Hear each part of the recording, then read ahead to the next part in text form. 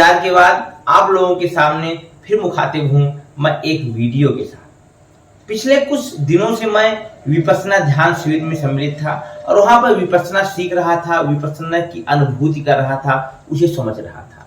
और इस दौरान जो मुझे अनुभव हुआ और विपश्यना के बारे में जो मुझे प्राप्त हुआ, जो जानकारियां मिली, उनके सामने उनको लेकर के आपके सामने पेशे खिदमत हूं। मैं रसल रघुवंशी, स्वागत, अभिनंदन, आभार स्वीकार करिए मेरा नमस्कार। विपश्यना शब्द के अर्थ से शुरुआत करते हैं इस वीडियो की। विपश्यना शब्द में दो शब्द अक्षरों से मिलकर के बना हुआ है, इसमें एक वी है और दूसरी पश्यना है। पश्यना का जन्म उद्भव पश्य धातु से हुआ है, जो कि संस्कृत से जुड़ी हुई है, संस्कृत भाषा से जुड़ी हुई है। पश्य का मतलब होता है देखना, और विपश्यना का यदि हम पूर्ण अर्थ की बात करें तो होता है तटस्थ होकर के देखना। मतलब कोई घटना, कोई राग, कोई द्वेष, कोई भाव, कोई मोह आपके मन में यदि जागृत होता है तो किस प्रकार से उसे आप तटस्थ होकर के देखें। हम अपने अंदर इस प्रकार की जागृति कैसे पैदा करें, इसी से जुड़ी हुई है विपश्यना। जैसा कि हमारी एक लंबी धार्मिक और आध्यात्मिक परंपरा रही है, उससे यह निकल करके लोगों के जीवन में अवतरित हुई। विपश्यना का एक लंबा इतिहास रहा है, लेकिन पिछले 2500 साल से इसका जुड़ाव गौतम बुद्ध से माना जाता है। गौतम बुद्ध जब 6 वर्षों की कठिन तपस्या करते हैं और उन्हें कुछ अलौकिक या इस प्रकार की अनुभूति नहीं होती है जिसकी चाह लेकर के वह अपने परिवार को, अपने राजपाट को छोड़ करके महाविनिष्क्रमण किए थे, तो एक शाम या एक दिन वह बैठ जाके निरंजन नदी के नीचे, वट वृक्ष के नीचे साधना में, और वह अपनी सांसों पर ध्यान देना चालू करते हैं। और इस प्रकार सांसों के आवागमन पर ध्यान करते करते वह अपने इंद्रियों पर पहुंचते हैं, अपने मन पर पहुंचते हैं, और उनके मन में यह भाव उत्पन्न होता है 7 सप्ताह की अनवरत विपश्यना के बाद कि यदि हम अपने चित्तवृत्ति को निर्मल कर लें, यदि हम अपने मन को पवित्र कर लें, तो हमारे अंदर के जो दोष हैं, जो अवगुण हैं, वह स्वतः ही समाप्त हो जाएंगे और हमारे कर्म संस्कार इतने उच्च कोटि के हो जाएंगे कि हमारी जो जन्म की श्रृंखला है, जो जन्म जन्म से लगातार इस लोक में इहलोक की श्रृंखला है या परलोक की श्रृंखला है, उससे दूर होकर के हम लोकोक्ति पर पहुंच जाएंगे, इस सारे लोकों से ऊपर उठ जाएंगे। और जब उन्हें इस प्रकार की समाज प्राप्त हुई, इस प्रकार की प्रज्ञा प्राप्त हुई, तो उन्होंने इसे लोगों तक पहुंचाने का प्रयास किया और अनवरत इसका प्रचार करते रहे, लोगों को इसे जोड़ते रहे। क्या विपश्यना के माध्यम से वास्तव में महानिर्वाण प्राप्त कर सकते हैं। यह तो इसका एक ऐतिहासिक पक्ष रहा।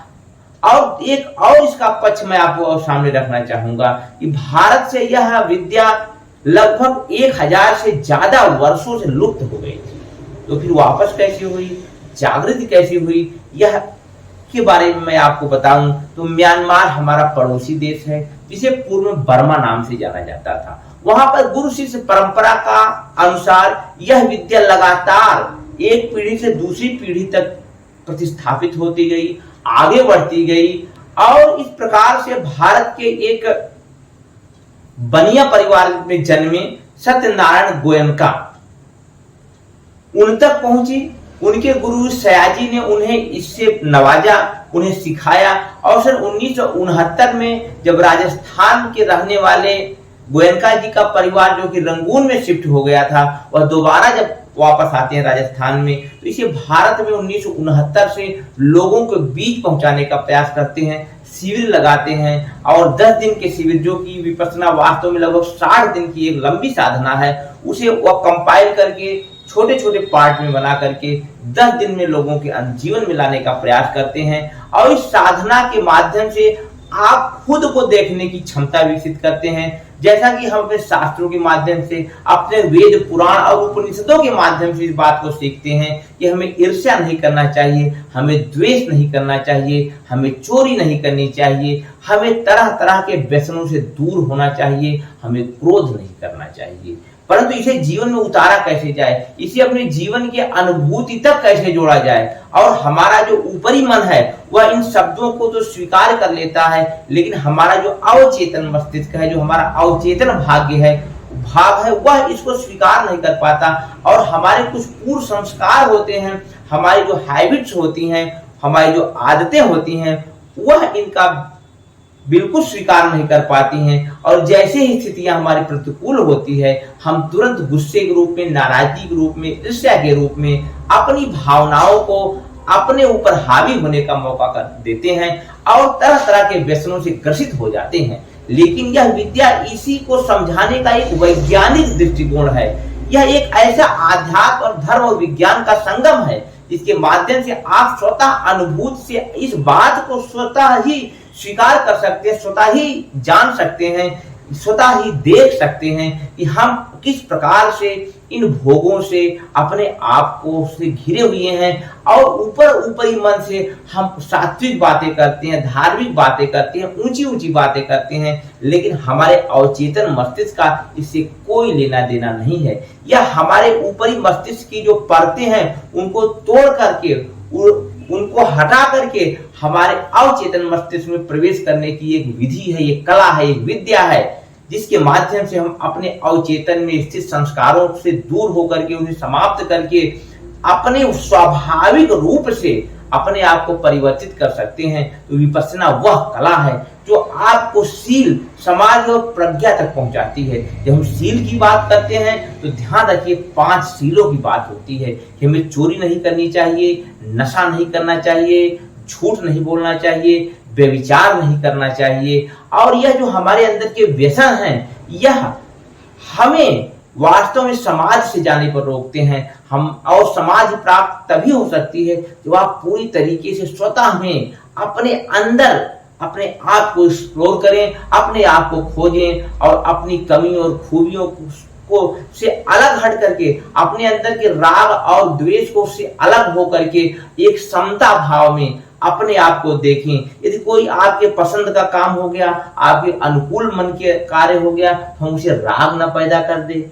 हमारे अंदर थोड़ी सी हमारे अनुसार कार्य नहीं हुआ, इसे हम पसंद ना कर रहे हो, तो उसके प्रति द्वेष न पैदा कर दें। यह दोनों ही बड़ी घातक चीजें हैं। जितना बढ़ता राग है उतना बढ़ता द्वेष, और जितना बढ़ता द्वेष है उतना बढ़ता क्लेश, और यही क्लेश हमारे जीवन में दुख का कारण है। जैसा कि आपने पढ़ा होगा कि महात्मा बुद्ध ने इन बातों को, 4 आर्य सत्यों को लेकर के प्रयास किया कि दुनिया में दुख है, दुख का कारण है, दुख को हम अपनी अनुभूतियों के माध्यम से समझ सकते हैं और इसे अपने जीवन से दूर भी कर सकते हैं। तो इन्हीं सारी बातों को समाहित करते हुए विपश्यना आपको आप से जोड़ती है, आपको आपका आत्म साक्षात्कार कराती है।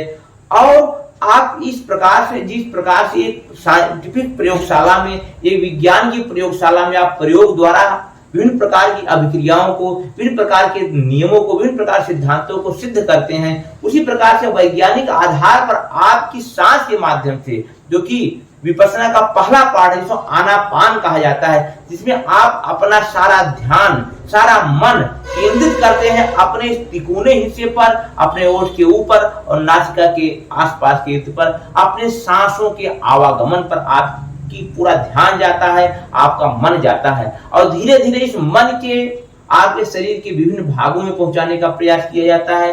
और जब आप अपने मन के विभिन्न शरीर के भागों में पहुंचाते हैं, ध्यान से उसको नियंत्रित करते हैं और उस पर अपना नियंत्रण स्थापित करते हैं, तो आपके अंदर जो तरह तरह की संवेदनाएं हैं उसका प्रकटीकरण होता है, उस पर आपकी निगाह जाती है और इन संवेदनाओं के मूल तक आप पहुंचते हैं और उनके मूल तक पहुंच करके अपने संस्कारों को जो उनसे छुटकारा पाते हैं, और जो कि हम प्रज्ञा तक पहुंचते हैं समाज के बाद, और समाज के बाद हम प्रज्ञा पे पहुंचते हैं। तो प्रज्ञा जो होती है वो सामान्यतः इस प्रकार की होती है कि शुद्ध प्रज्ञा, शुद्ध प्रज्ञा का मतलब होता है किसी बात को सुन करके, किसी बात को देख करके उसके बारे में अपने विचार व्यक्त करना। दूसरी होती चिंतन प्रज्ञा, जो हम अपने दार्शनिक ग्रंथों को पढ़ते हैं, दार्शनिक मीमांसाओं को पढ़ते हैं, जो कि अधिकतर सैद्धांतिक होती हैं, वह उससे आपके मन में क्या परिवर्तन होता है उसको समझते हैं। और सबसे बड़ी जो होती है वह होती है भावनामयी प्रज्ञा। मतलब आप अपने अंदर क्या अनुभूति करते हैं, आप अपने अंदर क्या परिवर्तन महसूस करते हैं, जो आप खुद से एक्सपीरियंस करते हैं। गर्मी में गर्मी का एहसास होना, ठंडी में ठंडी का एहसास होना, इस प्रकार का जो एहसास होता है वह आप स्वतः एहसास करते हैं। नहीं तो हमने कहा है अंटार्कटिका में भयानक ठंड पड़ती है, विषुवत रेखा पर भयानक गर्मी महसूस होती है। यह बताने से, यह एक जो विचार को बता देने से आप उसका अनुभूति तो नहीं कर सकते हैं। हाँ, चिंतन प्रज्ञा के माध्यम से समझ जरूर सकते हैं, लेकिन भावनामयी प्रज्ञा होती है वह आपको खुद ठंडी, गर्मी और तरह तरह के आपके अंदर होने वाली संवेदनाओं का एहसास कराती है। इसलिए इस विपासना से जुड़ना आपके लिए अति आवश्यक है।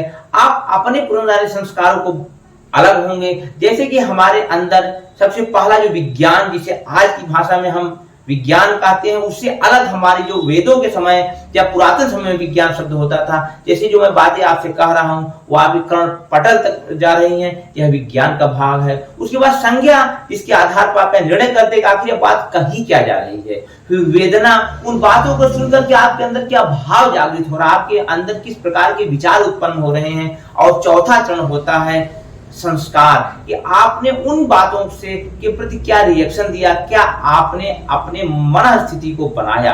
ऐसे आप समझ सकते हैं, यदि आपको कोई गाली देता है तो आप जब गाली आपके कर्ण पटल पर पड़ती है तो वह एक विज्ञान के रूप में होती है। जब आप समझते हैं कि आदमी गाली दे रहा है तो आपकी संज्ञा होती है। उसके बाद वेदना, उसके प्रति जो आपके अंदर भाव जागृत होता है गुस्से का, और वेदना हुई, और गुस्से का प्रकटीकरण जो होता है वो आपके संस्कार हुए। इसी प्रकार से जो आपके अनुकूल संवेदनाएं होती हैं उनके प्रति आप राग उत्पन्न करते हैं, जो आपके मन में प्रतिकूल संवेदनाएं होती हैं उनके प्रति द्वेष पैदा करते हैं। और यह राग और द्वेष आपके लिए पूरे जीवन के लिए दुख का कारण होता है, समस्या का कारण होता है। यदि इन सब से आपको अलग होना है तो आपको अवश्य ही विपश्यना जैसे ध्यान को, इस विद्या को सीखना चाहिए। ऐसी मेरी आपको सलाह है।